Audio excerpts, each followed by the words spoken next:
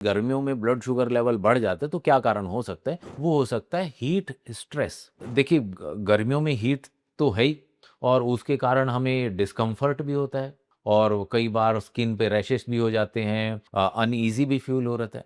तो heat stress के कारण हमारी बॉडी में स्ट्रेस हार्मोन रिलीज हो जाते हैं। तो स्ट्रेस हार्मोन जो रिलीज होता है वो है कॉर्टिसोल हार्मोन।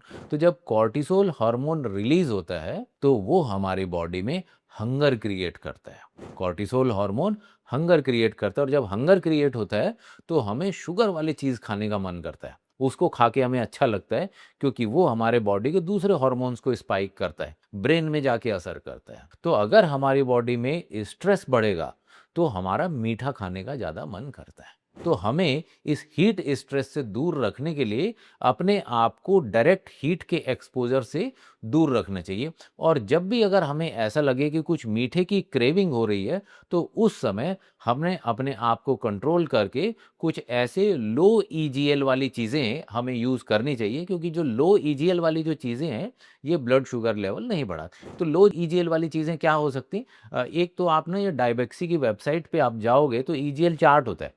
इसमें 300 से ज़्यादा फूड आइटम है। और ईजीएल का क्या सिग्निफिकेंस है कि अगर हम ये पता लगाना चाहते हैं कि ये 2-3 फूड आइटम है, इनमें से कौन-सा ब्लड शुगर लेवल ज़्यादा बढ़ाएगा, कौन-सा कम?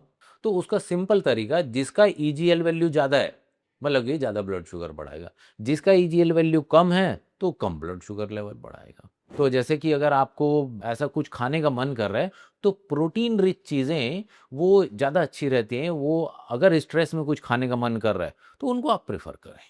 तो प्रोटीन रिच चीज़ें जैसे कि रोस्टेड मूँगफली, रोस्टेड बादाम, या आपका पनीर जैसी चीज़ें, या रोस्टेड सोयाबीन भी आता है। तो ऐसी चीज़ें जिनमें प्रोटीन कंटेंट ज़्यादा है, अगर स्ट्रेस ईटिंग करने की ज़रूरत पड़े तो आप प्रोटीन रिच चीज़ें खाएँ, तो देखेंगे तो वो आपका ब्लड शुगर लेवल नहीं बढ़ेगा। Diebexi